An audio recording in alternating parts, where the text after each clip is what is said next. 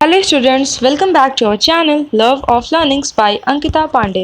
Hope कि आप सभी अच्छे होंगे। तो चलिए शुरू करते हैं हमारा आज का टॉपिक एक पोम है, the guest house by Jalaluddin Rumi. Poem की ओर जाने से पहले हम हमारे पोएट के बारे में जान लेते हैं। Jalaluddin Rumi, born 30 September 1207 in Balkh, Afghanistan, died on 17 December 1273 in Turkey. Jalaluddin Rumi, also known as Jalal ad-Din Muhammad Balkhi. Jalaluddin Rumi was the most prominent Persian poet of 13th century. तो चलिए शुरू करते हैं हमारी आज की poem. This being human is a guest house. Every morning a new arrival. यहाँ पे पोएट ने बोला है कि हमारा जो ह्यूमन लाइफ है वो एज अ गेस्ट हाउस की तरह ही है। Every morning a new arrival, जिसमें हर एक नई दिन एक नई शुरुआत के साथ आती है। A joy, a depression, a meanness, some momentary awareness comes as an unexpected visitor, जिसमें कि खुशियाँ, डिप्रेशन और कुछ संकुचित स्वभाव के लोग और कुछ न भूलने वाली यादें हमारे लाइफ में एज एन अनएक्सपेक्टेड विजिटर की तरह आती हैं। मतलब कि ये सभी खुशियाँ, डिप्रेशन, संकुचित स्वभाव के लोग, कुछ याद करने वाली बातें हमारी लाइफ में बिन बुलाए मेहमान की तरह आ जाती हैं।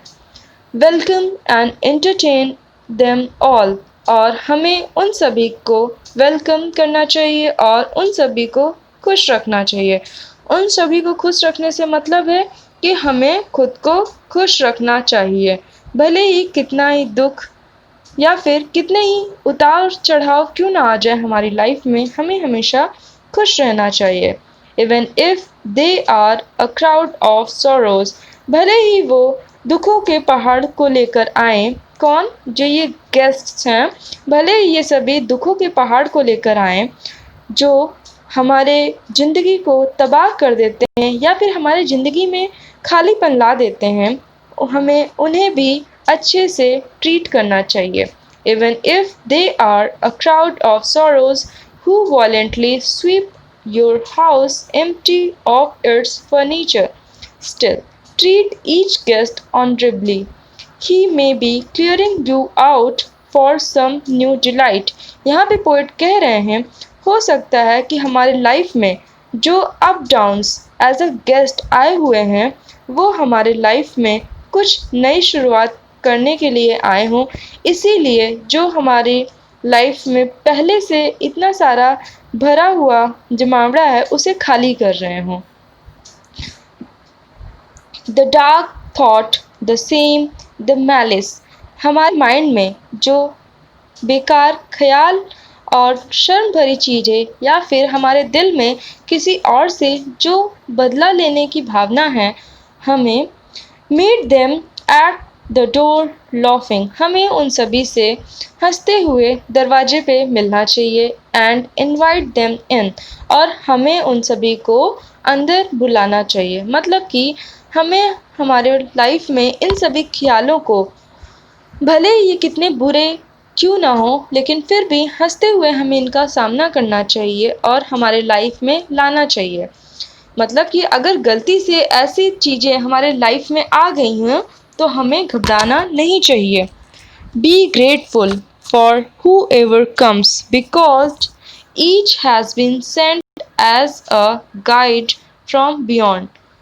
हमें हर एक चीज़ के प्रति ग्रेटफुल रहना चाहिए, क्योंकि हमारी लाइफ में जो भी कुछ होता है उसका एक उद्देश्य होता है। वो बिना किसी उद्देश्य के हमारे लाइफ में नहीं आते हैं। यहाँ पे पोएट ने मेटाफर का यूज़ किया है। मेटाफर हम तब यूज़ करते हैं जब हमें किसी व्यक्ति को और वस्तु को, किसी दूसरे व्यक्ति और वस्तु को किसी वर्ड से हम उसका कंपेयर करते हैं, तब वहाँ पे हम मेटाफर का यूज़ करते हैं।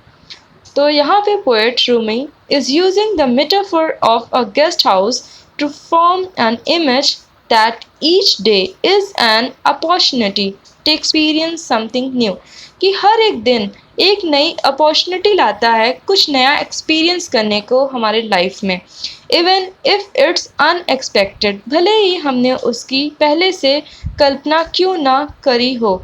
However, if we treat the house guests with warmth, generosity and courage, लेकिन फिर भी अगर हमारे लाइफ में आए हुए इन अप डाउन्स नामक गेस्ट को हम गर्मजोशी, उदारता और बहादुरी के साथ सामना करते हैं, we can learn invaluable lessons from their experience, तो हम इससे कुछ नए वैल्यूएबल लेसन्स को हमारी लाइफ में सीखते हैं। होप कि आपको ये वीडियो पसंद आई होगी। Thank you.